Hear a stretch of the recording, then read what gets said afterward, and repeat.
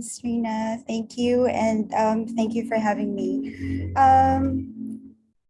My internet connection is a little trippy, so I'm gonna have to turn off my video. But I'll of course switch it on later. And the other thing I'd like to say is that my slides are full of images, and so they are not for public consumption and purely for the purpose of this presentation. But the links from which I got the images are also on the slide. So to begin, can I share my screen?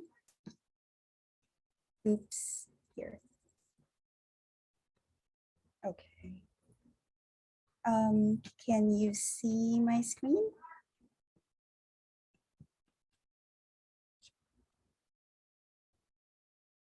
Okay. All right. So my interest in this topic is naturally very much prompted by my personal journey as a woman in the discipline of philosophy. Even though more women have entered the Department of Philosophy in the academe anywhere in the world, the past 2 or 3 decades, their presence in it remains suspect. Philosophy is still more often represented by men than by women, as Dr. Fiona Jenkins said in her talk last Wednesday morning. When people hear the word philosopher, what comes to mind is still a male thinker. And I'd like to connect this to that and say that this is perhaps a playful way of offering the why behind this situation. The subtitle I use could actually be read also as a because of that situation.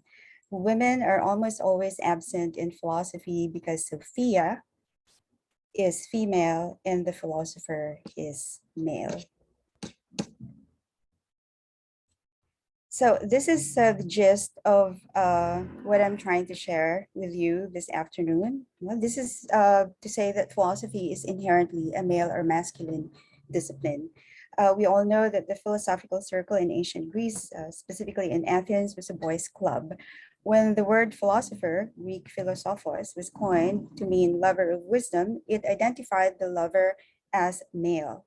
And he was a lover and seeker of Sophia, the goddess of wisdom. The mythical roots of ancient philosophy, despite the so-called triumph of Logos over Mythos, remained to influence the philosophical enterprise, and therefore, in an archetypal sense, it inevitably remained male. The ancient mystery initiation rites, intricately connected to the myths and specifically informs the hero epics, has been carried over by the philosophical enterprise, inevitably basing its activity on a mythical structure, specifically the very male hero quest.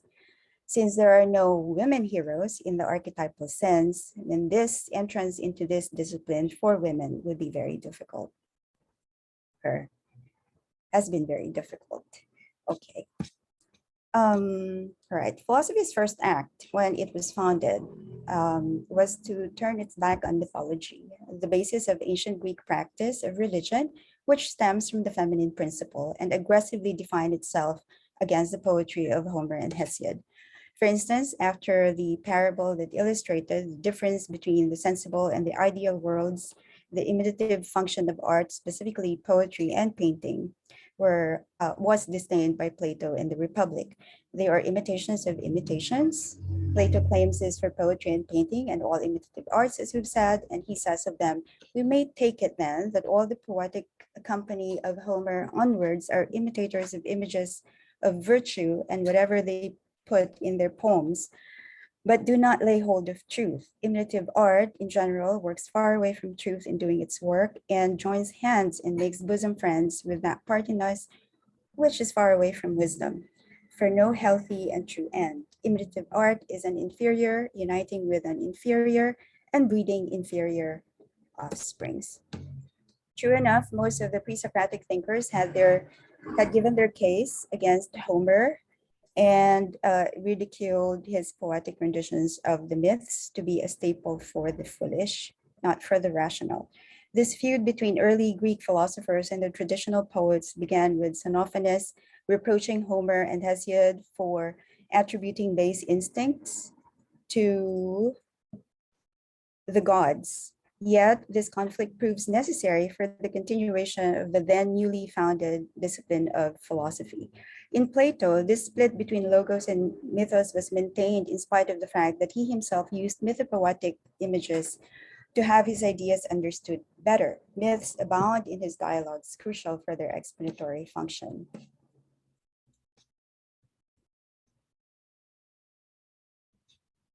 But mythical poetry was suspect because it was a medium of ritual performed in dance, which was necessarily bodily in its nature, opposed to reason, which was made the hallmark of the philosophical endeavor. Ritual was performed through poetry and dance, which is the domain of the feminine. This is also the reason that philosophers do not talk much about dance. In the origin of uh, in the in an article called Philosophers in the Dance, David Michael Levin writes, the origin of dance lies in the female principle. Before it was cultivated as an art, which means dance for the sake of dance, dance took place in a ritually consecrated space. Dance was originally an ecstatic, mystic celebration, a form of worship intended to invite the manifestation or embodiment of primordial and supernatural powers. More specifically, dance was, in its origin, an essential part of the ancient fertility rites.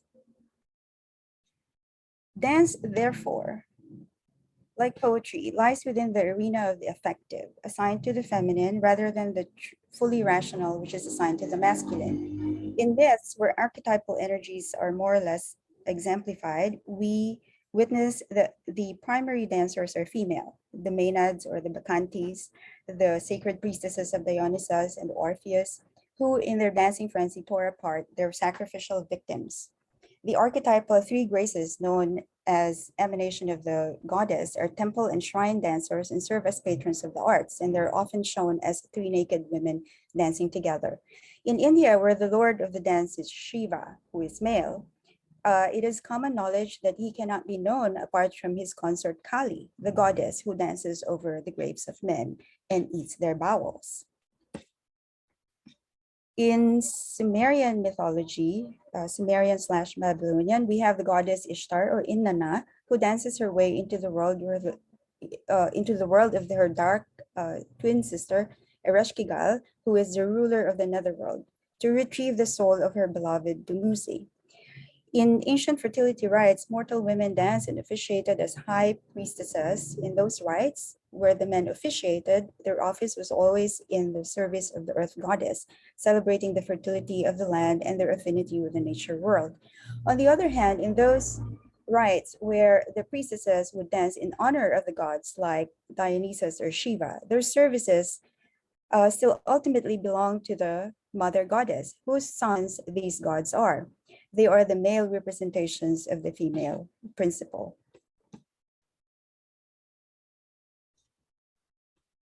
This brings us to the mystery rites to which our ancient Greek philosophers were privy. The term mystery came from the Greek word maiin, which means to close, literally and metaphorically referred to the demand that one closed his eyes, ears, and lips because he, the initiate or the mystes, must not reveal to anyone under any circumstances the teachings of the secret rites. The Eleusinian mysteries held in a Greek shrine at Eleusis was the most popular of the mystery cults.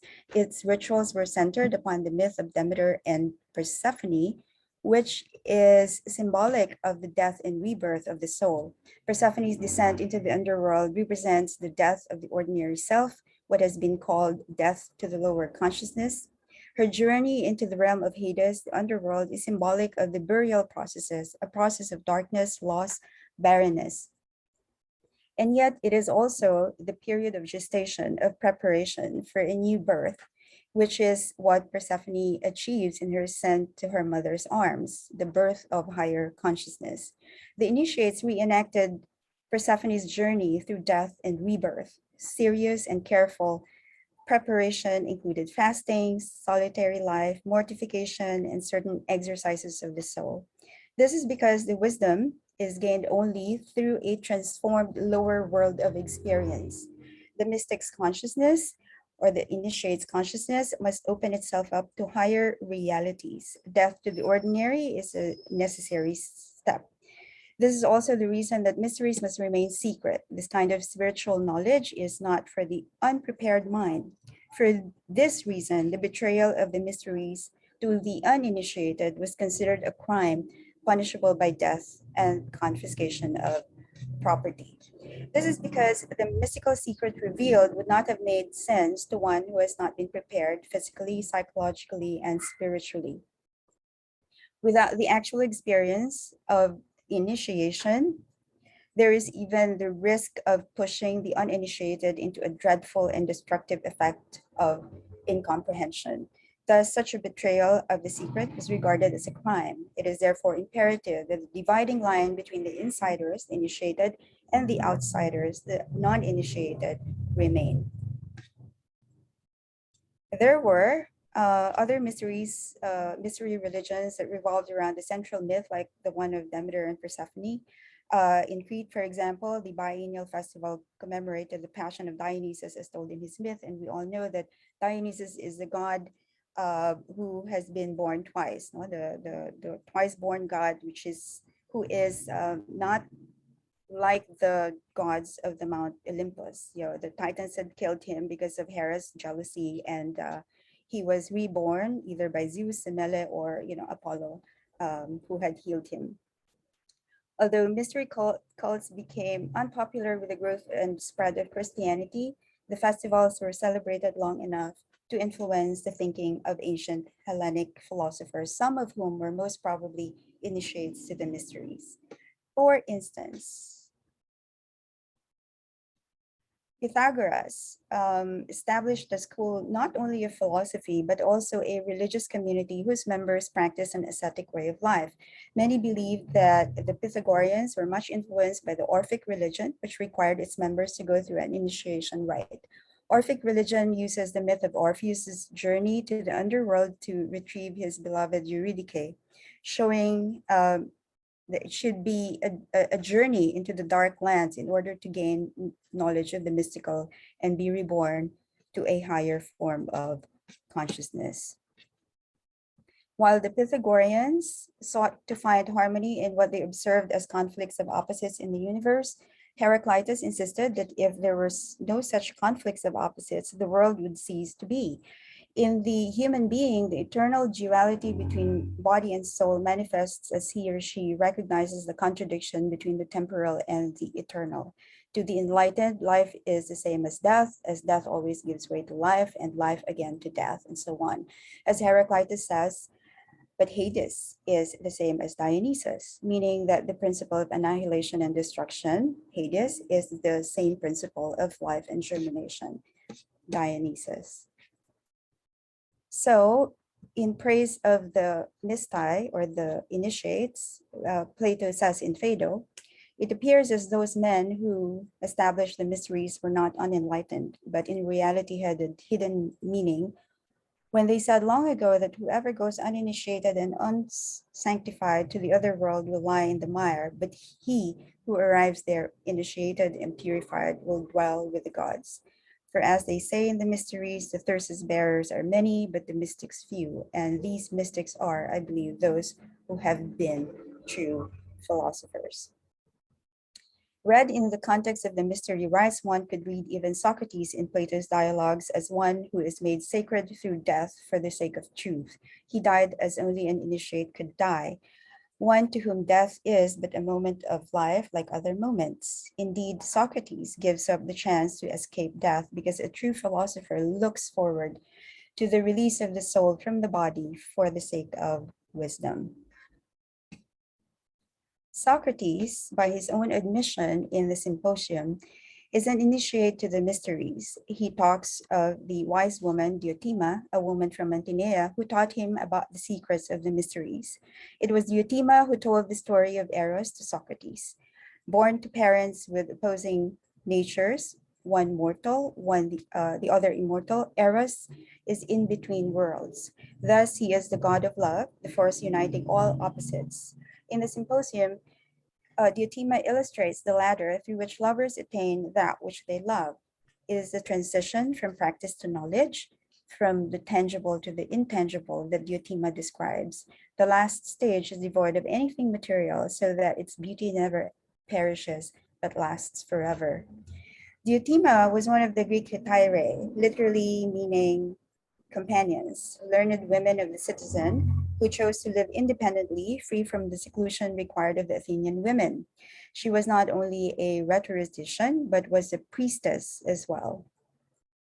They were actually descendants of what we call the holy prostitutes or the sacred whores of the temple of Aphrodite, and they used to initiate young men into the ways of sexual love.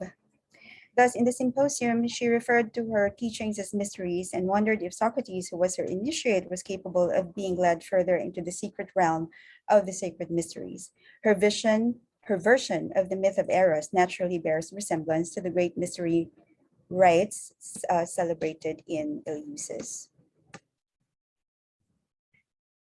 Even in the Republic, the two worlds in the allegory of the cave, if seen in the light of the mysteries, are symbolic of the lower consciousness, which is limited to the material reality, and of the higher consciousness, which is the realm of the spiritual.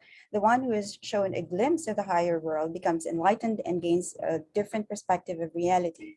He is an initiate, introduced to the mysteries by the philosopher. So in philosophy, just as in mystery religions, the motif involves one's dying to the lower commonplace reality and his initiation to a higher reality of the spiritual. Early Hellenistic philosophy still used myths in order to explain the ways of the cosmos, which made them like the mystics, with the exception of transforming secret wisdom into something less exclusive, less secret, and more public through the symbolic philosophic thought. Philosopher and mystic Rudolf Steiner, for instance, saw that the dialectics is the one public form of initiation into mystery wisdom. He writes, let us trace the whole development of this dialogue in which Socrates leads his listeners to the point where they are able to see the eternal in the human personality. The listeners absorb his thoughts. They search within themselves for something in their own inner experiences through which they can say yes to his ideas. They put forward objections that spring to their minds. What has happened to the listeners when the dialogue has reached its end? They have found something in themselves which they did not possess before. They have not merely absorbed an abstract truth, they have gone through a process of development. Something has come to life within them which was not alive in them before. It is not this comparable to an initiation. Does this not throw light on the reason why Plato expressed his philosophy in the form of a dialogue? To borrow Mircea Eliade's term, philosophy has desacralized the mystery rites, made them public, accessible to all. Yet the mythical structure of the initiation rites remained the same. Unfortunately for women, the initiation rite is really a hero quest. It is a heroic quest for rebirth into wisdom, and heroes are archetypally male. If the philosophical enterprise follows the hero cycle, then archetypally it precludes women. Mythologist Joseph Campbell, author of The Hero with a Thousand Faces, and who defined the hero's path, as abandonment, initiation, return, was once asked why heroes are always in the masculine form. His response was that women are set inexorably on the heroic path through childbirth and the challenge of maternity. In The Power of Myth, he attempted to correct this notion and explains that the male usually has the more conspicuous role just because of the conditions of life. He is out there in the world and the woman's in the home. But among the Aztecs, for example, the heaven for warriors killed in battle was the same for mothers who died in childbirth. Giving birth is densely a heroic deed in that it is a giving over of oneself to the life of another. Anyone can see, however, that this is merely consolatory. Besides, to say that a woman's deed is heroic does not make her a hero in the archetypal sense. The term her, H-E-R, refers to the man who is offered as a sacrifice to the goddess Hera. Heroes, literally, are Hera sacred men, or men made sacred by the goddess Hera. Their deaths brought honor to the families, and they are considered to be the happiest of men. Heroes are definitely male. There's no time to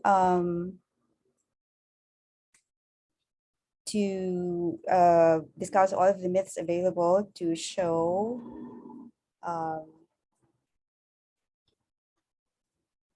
to show that there are no women heroes, but women appear in very significant roles in cosmogonic myths and fertility myths, those that tell of how the world began and was ordered. So most cosmogonic myths tell of a vast and endless ocean, symbolic of the amniotic fluid before anything came to be, or of primordial eggs or a cosmic womb that breaks open to give birth to the world.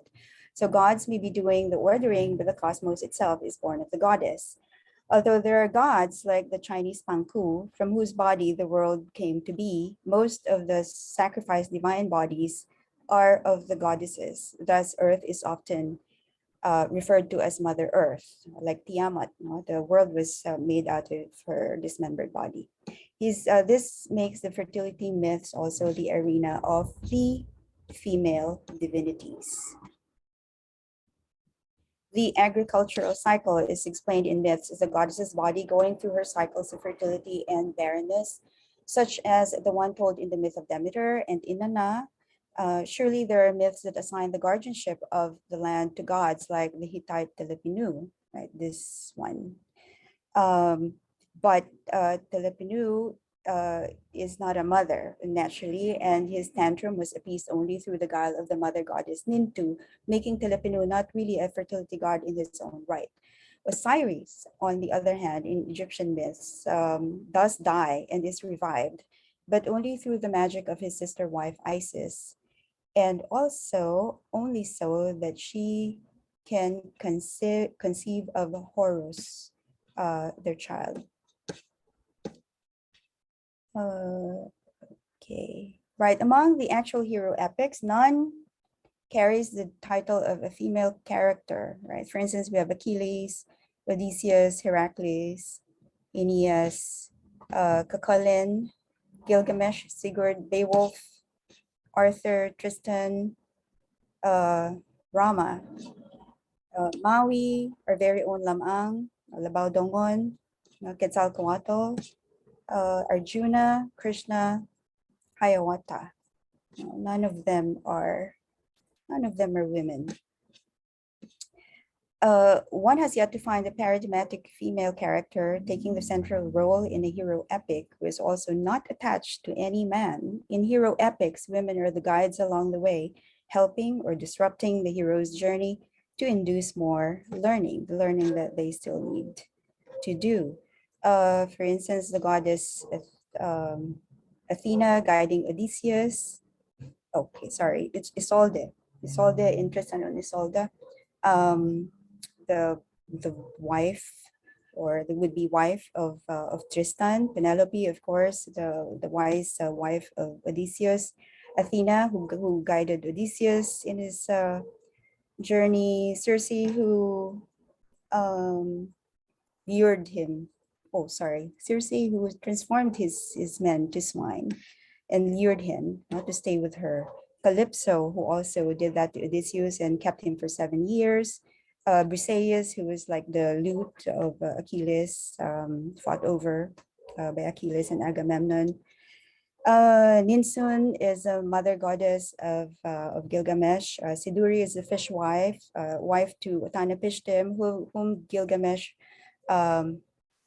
looked for in order to find the secret to immortality.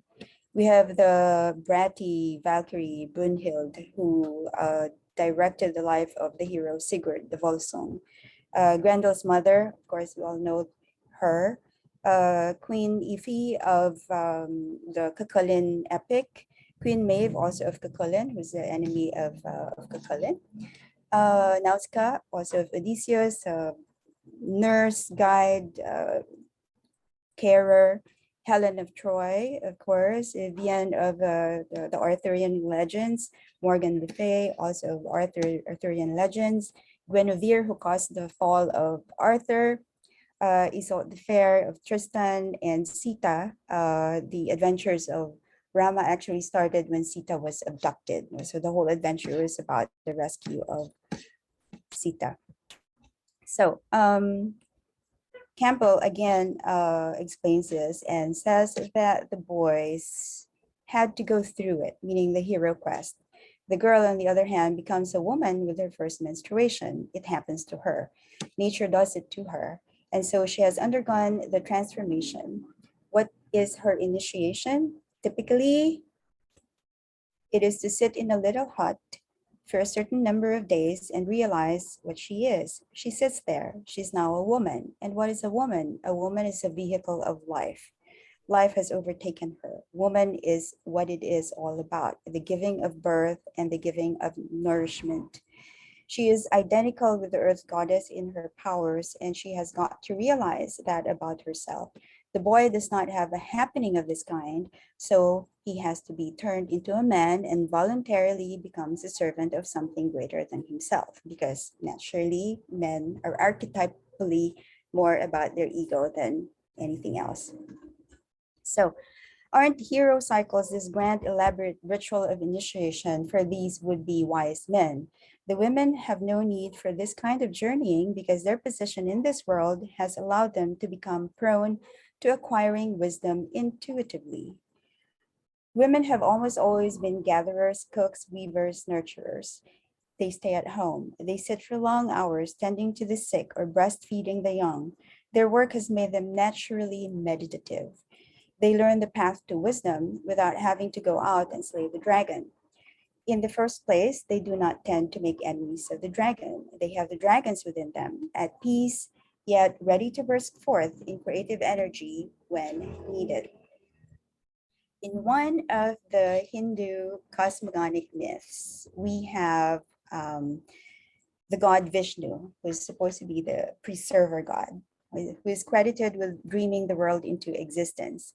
However, in the process of dreaming the world into existence, he became so passive. Lakshmi, his consort, was massaging his legs to relax him, thereby becoming so detached, and he failed to finish the creation.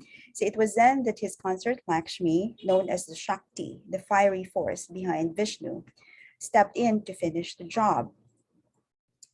As with mortal heroes, Vishnu became too self-involved and became removed from the world, and he became too busy with being quiet, afraid of expending more energy than necessary. Archetypally, being quiet and passive is not what men are generally trained to become. They usually have a difficult time when the goal requires them to stay still. As Carmody had said, there is a simple path to wisdom, but the men who have been conditioned to be active and aggressive tend to take the more tumultuous path. They have to achieve something. They have to triumph over something. They have to become heroes, kings, emperors, knights. But where should they find themselves sitting after all their feats have been achieved, but on their mother's lap? Again, according to Campbell, the image of an emperor ruling from his throne, which is actually his mother's lap, is a recurring motif in sacred art. It stems from the ancient Egyptian iconography showing Isis, the mother goddess, as the throne on which the pharaoh, the archetypal Horus, her son, sits and rules. It is the woman as protector that we see in his image, copied in Christian iconography as Madonna and Child. Thus, in the myths we have taken up, we see women guiding and protecting the hero in his adventurous journey, but they're never the heroes. Incidentally, in Gnostic mysticism, the goddess Sophia is Lady Wisdom, the mind of God, and in Kabbalistic literature, she is the Shekinah, the force that sustains God, very much like Lakshmi is to Vishnu and or Metis is to Zeus. Women are not prone to heroism, not because of weakness or lack of character. Women are never truly heroes in spite of their possibly heroic deeds because they do not actively go through the journey of transformation, not like how the heroes do it. Their position in life and all that they are trained to do and to be make them the natural recipients and transmitters of wisdom. This wisdom is that which the heroes go through so much trouble in order to learn. They already have it. The women already have it. They already are Sophia. Seen in this way, heroism becomes undesirable to women. The hero journey becomes redundant and therefore unnecessary. And this is why there are no women heroes. Now, we have shown so far through the mythographic framing that philosophy's beginnings in ancient Greece are tied up with the mythical religious preoccupation of the time, and that its deliberate escape from those origins by desacralizing the path to enlightenment, to wisdom, to Sophia, still left it maintaining the mythical structure of initiation, which we've shown to be inherently a male preoccupation. It is therefore mythical and male twice over.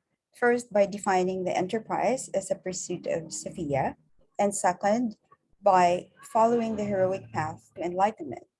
This is what has been termed before as the mythos of Logos. So even in actuality, in ancient Greece, as we've said in the beginning, the philosophical club was really a boys' club. Women were excluded from intellectual discourse, perceived to be incapable of being rational, relegated to the role of producing and raising children. They were only able to insert themselves into the circle through their bodies as hetairai, or the oletris. If you remember in the symposium, the unnamed oletris, the musician dancer who was asked to leave at the beginning of the philosophical discourse on Eros, and who came back later with Alcibiades, and then the Hetaira Diotima, Socrates' companion and initiator into the mystery rites, modeled this feminine insertion into the masculine discourse through their bodies, through their dancing. Shannon Bell says that while Diotima was at the time physically absent, she was made present through her teachings on love. So she was still there at the symposium. She served as guide and teacher to the seekers of truth. And for these reasons, women, when posing as a seeker of wisdom, that is, as philosophers, will always feel alienated unless they think like men. So what do we do now? Do we feminize philosophy? Should we? So several scholars have expressed worry over the exclusive masculinity of the discipline. Kelly Oliver, for instance, points out that philosophy's survival depends on the feminine, not only to make philosophy honest in the sense that it represents human experience and not just masculine experience, but also because the masculine defines itself only through its dialectical relation with some feminine.